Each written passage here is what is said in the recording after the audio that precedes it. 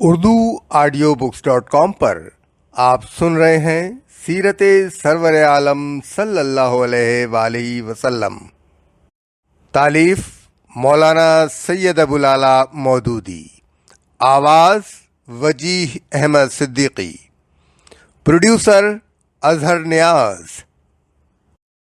جلد اول، باب 5، ختم نبوت۔ فصل 1، ختم نبوت کی حقیقت اور اس کے دلائل۔ ختم نبوت کی صحیح توجیہ۔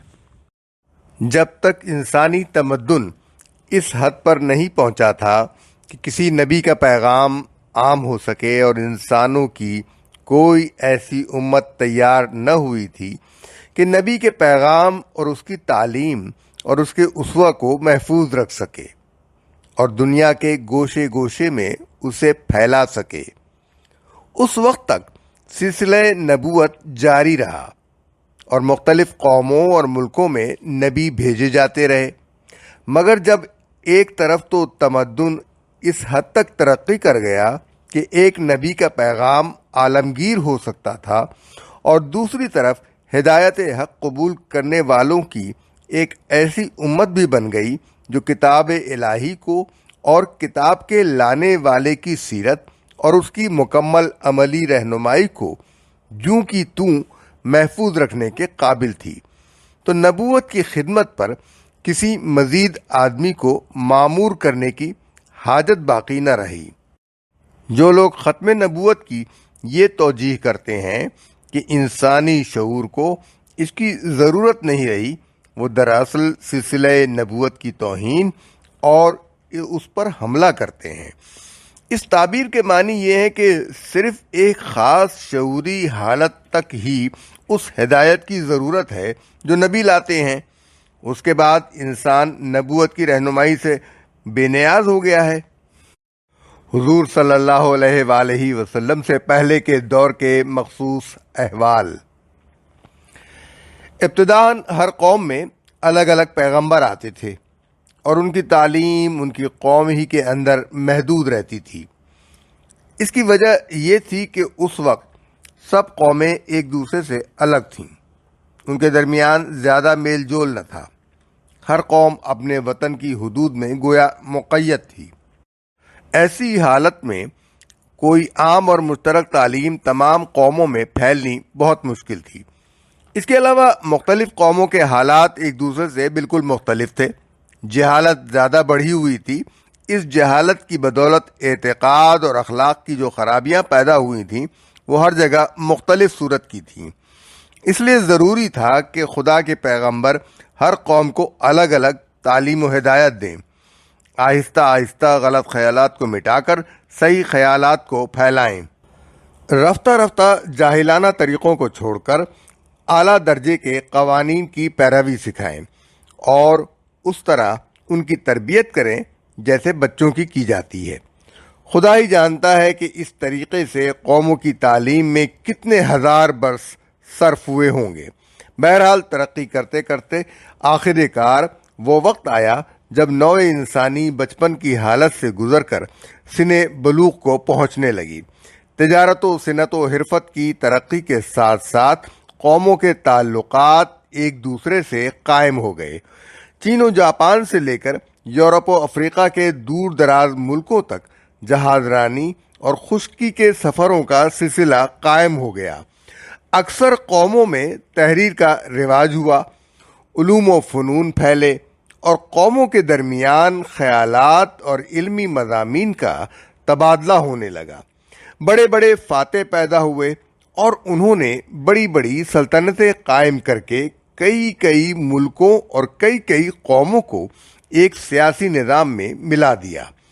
اس طرح وہ دوری اور جدائی جو پہلے انسانی قوموں میں پائی جاتی تھی رفتہ رفتہ کم ہوتی چلی گئی، اور یہ ممکن ہو گیا کہ اسلام کی ایک ہی تعلیم اور ایک ہی شریعت تمام دنیا کے لیے بھیجی جائے۔ اب سے 2500 برس پہلے انسان کی حالت اس حد تک ترقی کر چکی تھی کہ گویا وہ خود ہی ایک مشترک مذہب مانگ رہا تھا۔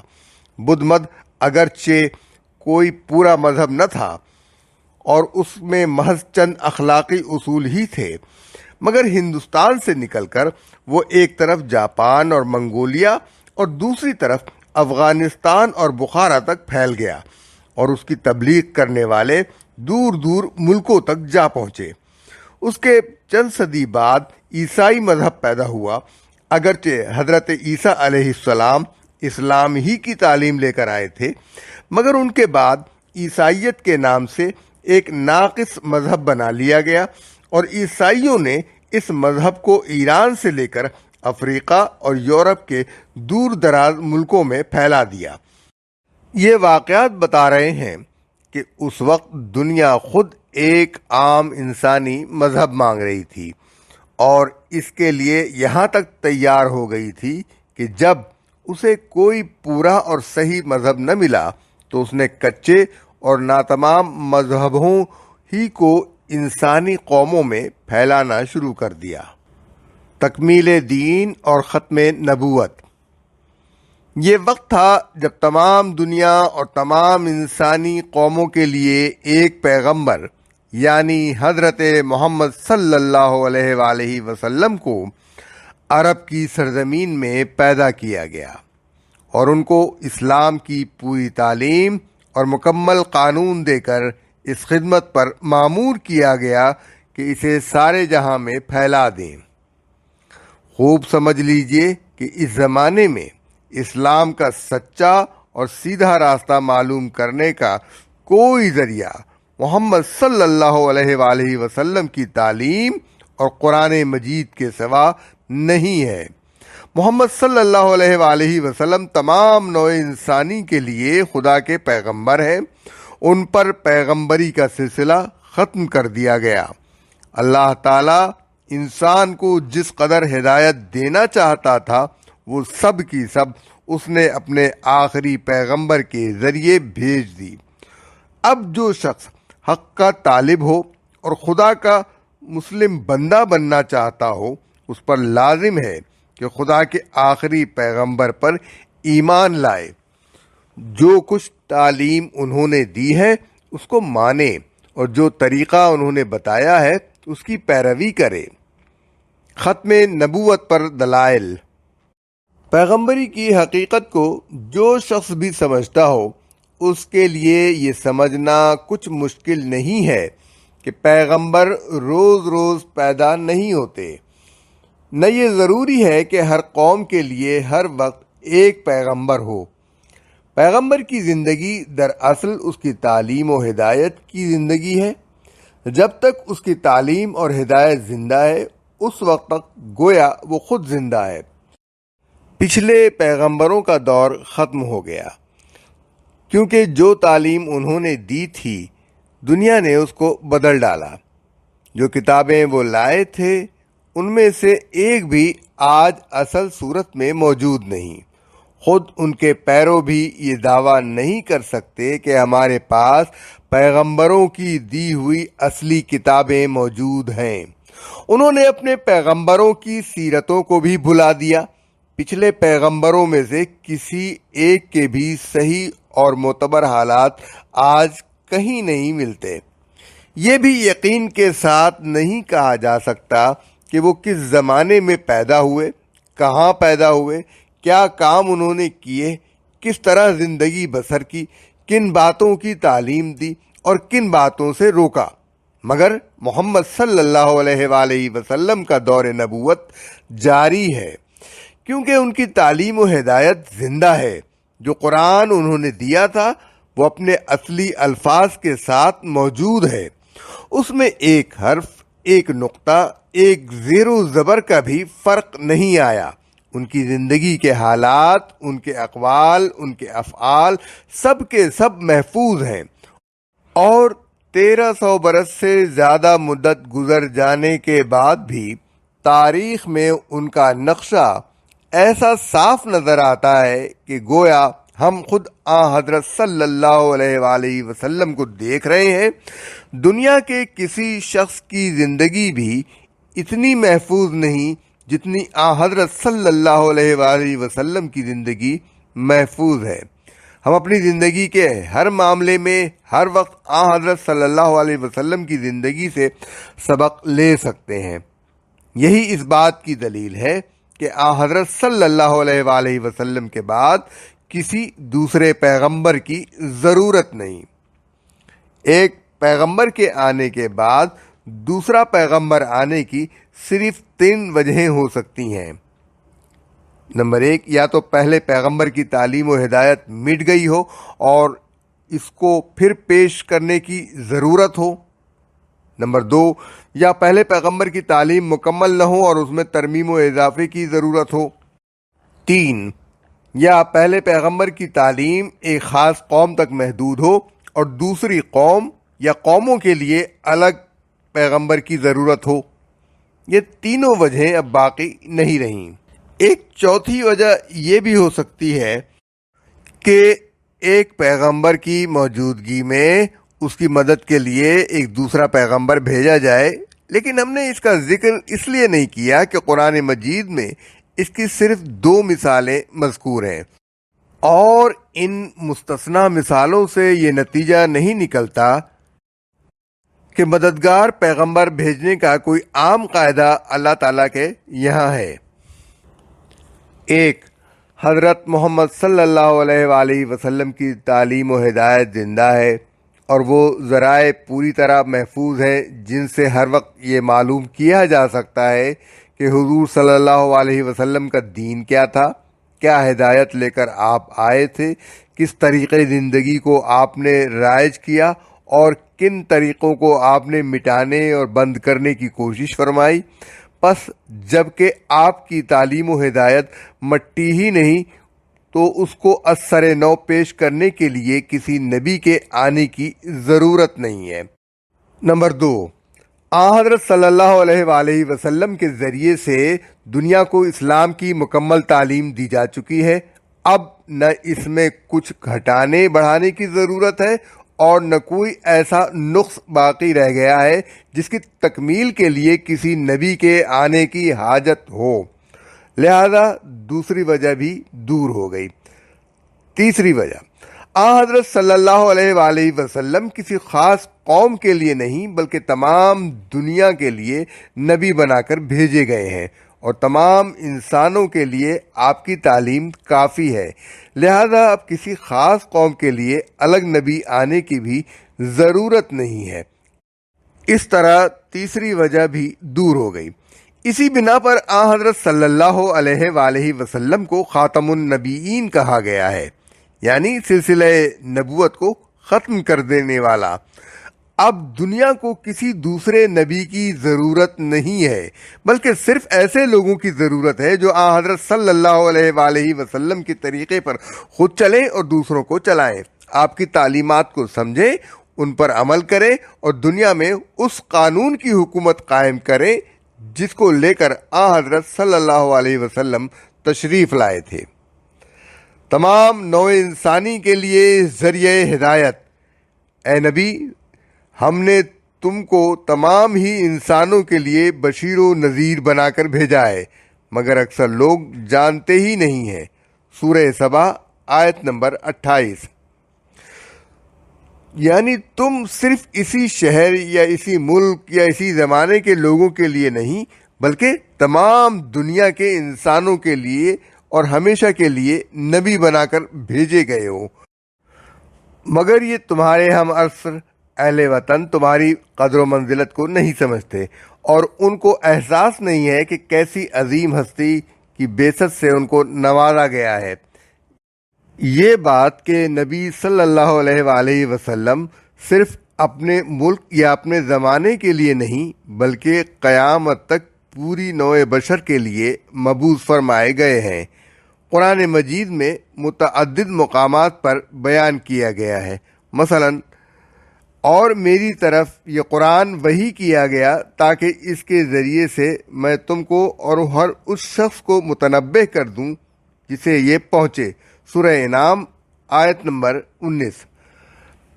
اے نبی کہہ دو، اے انسانوں، میں تم سب کی طرف اللہ کا رسول ہوں، سورہ اعراف آیت 158۔ اور اے نبی، ہم نے نہیں بھیجا تم کو مگر تمام جہان والوں کے لیے رحمت کے طور پر، سورہ انبیاء آیت 10۔ یہی مضمون نبی صلی اللہ علیہ وآلہ وسلم نے خود بھی بہت سی احادیث میں مختلف طریقوں سے بیان فرمایا ہے۔ میں گورے اور کالے سب کی طرف بھیجا گیا ہوں، مسند احمد، مرویات ابو موسیٰ اشعری۔ میں عمومیت کے ساتھ تمام انسانوں کی طرف بھیجا گیا ہوں، حالانکہ مجھ سے پہلے جو نبی بھی گزرا ہے وہ اپنی قوم کی طرف بھیجا جاتا تھا۔ پہلے ہر نبی خاص اپنی قوم کی طرف مبعوث ہوتا تھا، اور میں تمام انسانوں کے لیے مبعوث ہوا ہوں۔ مسند احمد، مرویات عبداللہ بن عمر، بخاری مسلم من حدیث جابر بن عبداللہ۔ میری بعثت اور قیامت اس طرح ہے، یہ فرماتے ہوئے نبی صلی اللہ علیہ وسلم نے اپنی دونوں انگلیاں اٹھائیں۔ مطلب یہ تھا کہ جس طرح ان دو انگلیوں کے درمیان کوئی تیسری انگلی حائل نہیں ہے، اسی طرح میرے اور قیامت کے درمیان بھی کوئی نبوت نہیں ہے۔ میرے بعد بس قیامت ہی ہے، اور قیامت تک میں ہی نبی رہنے والا ہوں، ساری انسانیت کے لیے بشیر و نذیر۔ تم تو بس ایک خبردار کرنے والے ہو، ہم نے تم کو حق کے ساتھ بھیجا ہے، بشارت دینے والا اور ڈرانے والا بنا کر، اور کوئی امت ایسی نہیں گزری ہے جس میں کوئی متنبع کرنے والا نہ آیا ہو، سورہ فاطر آیت 24۔ پہلی آیت کا مطلب یہ ہے کہ اے نبی، تمہارا کام لوگوں کو خبردار کر دینے سے زائد کچھ نہیں ہے۔ اس کے بعد اگر کوئی ہوش میں نہیں آتا اور اپنی گمراہیوں ہی میں بھٹکتا رہتا ہے تو اس کی کوئی ذمہ داری تم پر نہیں ہے۔ اندھوں کو دکھانے اور بہروں کو سنانے کی خدمت تمہارے سپرد نہیں کی گئی ہے۔ اور دوسری آیت میں جو بات فرمائی گئی ہے وہ قرآن مجید میں متعدد مقامات پر ارشاد ہوئی ہے، یعنی یہ کہ دنیا میں کوئی امت ایسی نہیں گزری ہے جس کی ہدایت کے لیے اللہ تعالیٰ نے نبی مبعوث نہ فرمائے ہوں۔ اس کا ذکر سورہ رات کی 7ویں آیت میں ہے، اور اس کا ذکر سورہ حجر کی 10ویں آیت میں ہے، سورہ نمل کی 36ویں آیت میں ہے، سورہ شورا کی 208ویں آیت میں ہے۔ مگر اس سلسلے میں دو باتیں سمجھ لینی چاہیے تاکہ کوئی غلط فہمی نہ ہو۔ اول یہ کہ ایک نبی کی تبلیغ جہاں جہاں تک پہنچ سکتی ہو وہاں کے لیے وہی نبی کافی ہے۔ یہ ضروری نہیں ہے کہ ہر بستی اور ہر قوم میں الگ الگ ہی انبیاء بھیجے جائیں۔ دوم یہ کہ ایک نبی کی دعوت و ہدایت کے آثار اور اس کی رہنمائی کے نقوش قدم جب تک دنیا میں محفوظ رہیں، اس وقت تک کسی نئے نبی کی ضرورت نہیں ہے۔ یہ لازم نہیں کہ ہر نسل اور ہر پشت کے لیے الگ نبی بھیجا جائے۔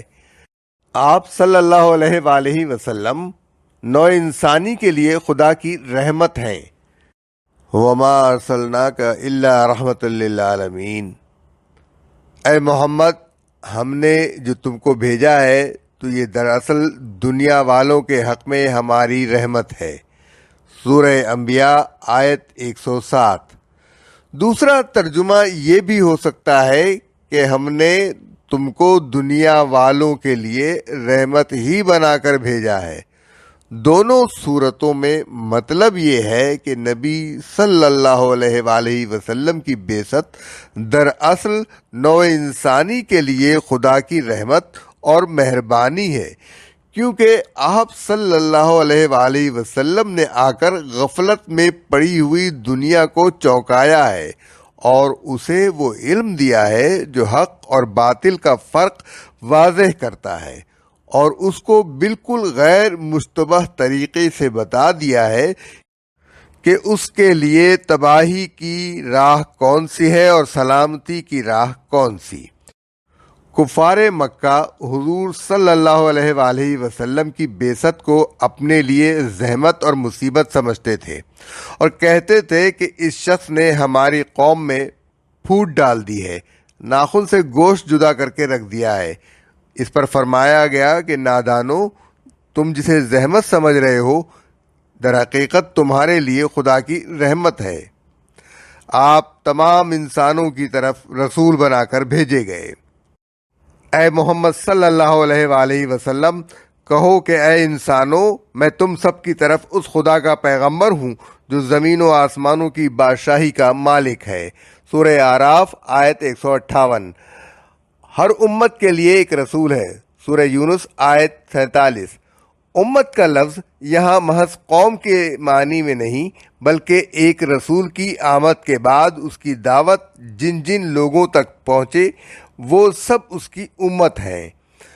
نیز اس کے لیے یہ بھی ضروری نہیں ہے کہ رسول ان کے درمیان زندہ موجود ہو، بلکہ رسول کے بعد بھی جب تک اس کی تعلیم موجود رہے اور ہر شخص کے لیے یہ معلوم کرنا ممکن ہو کہ وہ در حقیقت کس چیز کی تعلیم دیتا ہے، اس وقت تک دنیا کے سب لوگ اس کی امت ہی قرار پائیں گے اور ان پر وہ حکم ثابت ہوگا جو آگے بیان کیا جا رہا ہے۔ اس لحاظ سے محمد صلی اللہ علیہ وآلہ وسلم کی تشریف آوری کے بعد تمام دنیا کے انسان آپ کی امت ہیں اور اس وقت تک رہیں گے جب تک قرآن اپنی خالص صورت میں شائع ہوتا رہے گا۔ اسی وجہ سے آیت میں یہ نہیں فرمایا گیا ہے کہ ہر قوم میں ایک رسول ہے، بلکہ ارشاد یہ ہوا ہے کہ ہر امت کے لیے ایک رسول ہے۔ اللہ نے ہر بستی میں ایک ایک نبی بھیجنے کے بجائے ساری دنیا کے لیے آپ ہی کو نبی مقرر کیا ہے۔ اگر ہم چاہتے تو ایک ایک بستی میں ایک ایک نذیر اٹھا کھڑا کرتے۔ سورہ فرقان آیت 51۔ یعنی ایسا کرنا ہماری قدرت سے باہر نہ تھا۔ ہم چاہتے تو جگہ جگہ نبی پیدا کر سکتے تھے، مگر ہم نے ایسا نہیں کیا اور دنیا بھر کے لیے ایک نبی مبعوث کر دیا۔ جس طرح ایک سورج سارے جہان کے لیے کافی ہو رہا ہے، اسی طرح یہ اکیلا آفتاب ہدایت ہی سب جہان والوں کے لیے کافی ہے۔ قرآن پاک میں حضور صلی اللہ علیہ وآلہ وسلم کو خبردار کرنے والا، متنبہ کرنے والا، غفلت اور گمراہی کے برے نتائج سے ڈرانے والا کے خطاب سے نوازا گیا ہے اور ساتھ ہی سارے جہان والوں کے لیے نذیر کا لفظ استعمال ہوا ہے۔ اس سے معلوم ہوا کہ قرآن کی دعوت اور محمد صلی اللہ علیہ وآلہ وسلم کی رسالت کسی ایک ملک کے لیے نہیں، پوری دنیا کے لیے ہے اور اپنے ہی زمانے کے لیے نہیں، آنے والے تمام زمانوں کے لیے ہے۔ یہ مضمون متعدد مقامات پر قرآن مجید میں بیان ہوا ہے۔ مثلا اے انسانوں، میں تم سب کی طرف اللہ کا رسول ہوں۔ سورہ اعراف آیت 158۔ میری طرف یہ قرآن بھیجا گیا ہے تاکہ اس کے ذریعے سے میں تم کو خبردار کروں اور جس جس کو بھی یہ پہنچے۔ سورہ انعام آیت 19۔ ہم نے تم کو سارے ہی انسانوں کے لیے بشارت دینے والا اور خبردار کرنے والا بنا کر بھیجا ہے۔ سورہ سبا آیت 28۔ اور اسی مضمون کو خوب کھول کھول کر نبی صلی اللہ علیہ وآلہ وسلم نے احادیث میں بار بار بیان فرمایا ہے کہ میں کالے اور گورے سب کی طرف بھیجا گیا ہوں، اور پہلے ایک نبی خاص طور پر اپنی ہی قوم کی طرف بھیجا جاتا تھا اور میں عام طور پر تمام انسانوں کی طرف بھیجا گیا ہوں۔ بخاری و مسلم۔ میں ساری خلقت کی طرف بھیجا گیا ہوں اور ختم کر دیے گئے میری آمد پر انبیاء۔ آپ صلی اللہ علیہ وآلہ وسلم ہی خدا کے آخری نبی ہیں۔ قریب آ گیا ہے لوگوں کے حساب کا وقت، اور وہ ہیں کہ غفلت میں منہ موڑے ہوئے ہیں۔ سورہ انبیاء آیت 1۔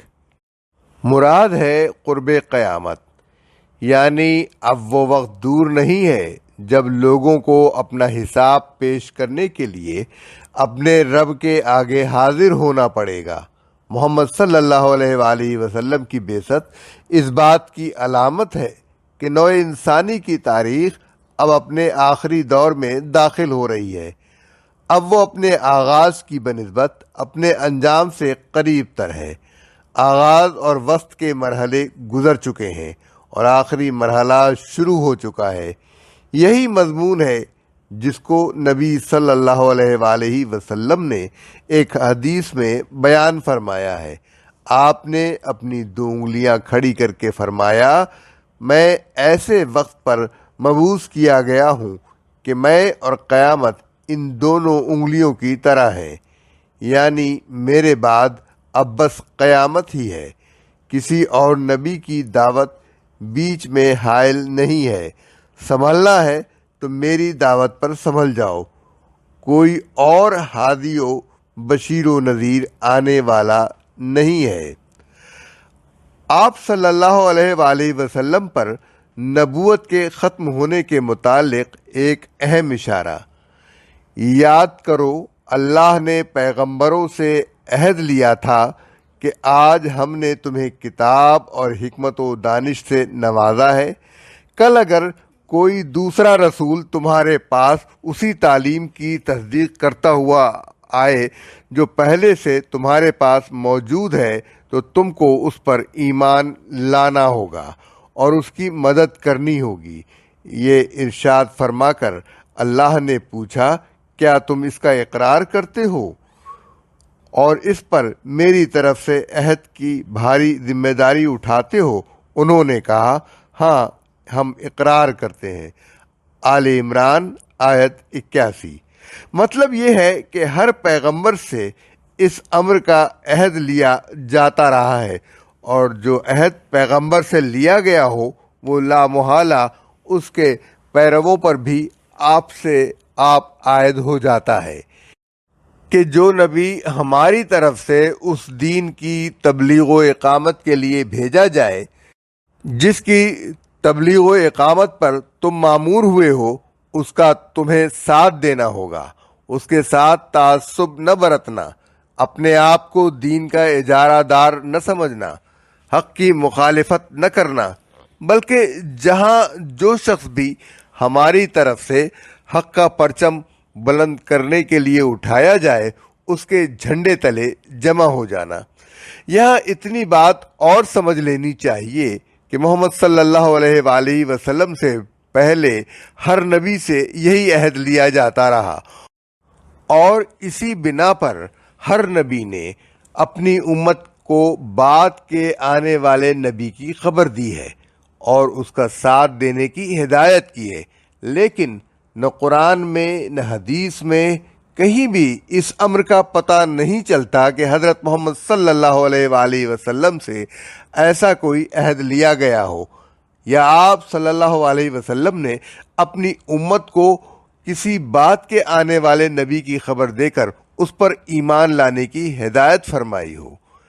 اے بنی آدم، یاد رکھو، اگر تمہارے پاس خود تم ہی میں سے ایسے رسول آئیں جو تمہیں میری آیات سنا رہے ہوں تو جو کوئی نافرمانی سے بچے گا اور اپنے رویے کی اصلاح کر لے گا اس کے لیے کسی خوف اور رنج کا موقع نہیں ہے۔ سورہ اعراف آیت 35۔ نبوت کا معاملہ جیسا کچھ نازک ہے، ظاہر ہے، اس کو ماننے یا نہ ماننے پر آدمی کے ایمان و کفر اور اس کی نجات یا بربادی کا انحصار ہے۔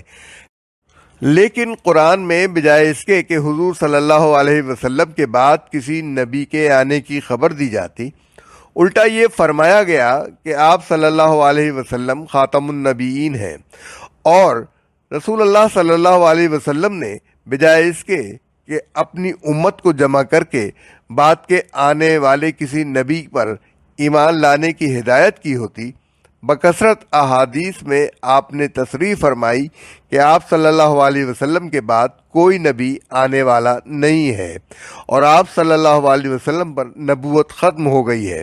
سوال یہ ہے کہ اللہ اور اس کے رسول کو ہمارے دین و ایمان سے آخر کیا دشمنی تھی کہ حضرت صلی اللہ علیہ وسلم کے بعد کوئی نبی آنے والا ہوتا؟ مگر اللہ اور رسول دونوں ایسی باتیں فرماتے ہیں جن کی وجہ سے ہم اس کو نہ مان کر کفر اور عذاب آخرت میں مبتلا ہوتے۔ یہ بات قرآن مجید میں ہر جگہ اس موقع پر ارشاد فرمائی گئی ہے جہاں آدم و حوا علیہ السلام کے جنت سے اتارے جانے کا ذکر آیا ہے۔ ملاحظہ ہو سورہ بقرہ آیات 38 تا 39، سورہ طٰہٰ آیات 123 تا 124۔ لہذا یہاں بھی اس کو اسی موقع سے متعلق سمجھا جائے، یعنی نوع انسانی کی زندگی کا آغاز جب ہو رہا تھا اس وقت یہ بات صاف طور پر سمجھا دی گئی تھی۔